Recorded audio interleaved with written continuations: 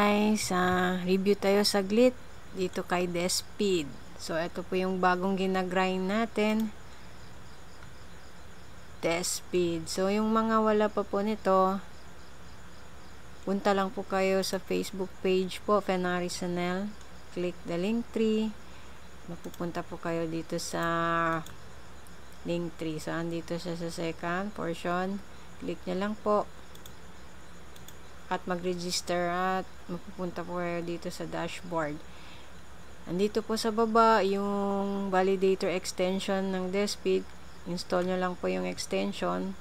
So andito yung extension ng Despeed. Ayan. So may quest po dito, no? Daily claim po tayo 100. Quest 1 to 15, gawin nyo lang po. Yung refer, social quest, connect your Discord, X, Telegram, follow Oxenman, and syempre join, follow na din sa kanilang mga social accounts. Lang po. So ako nakasali ako ng January 7. So maaga pa po guys. Pwede na natin tong simulan, no?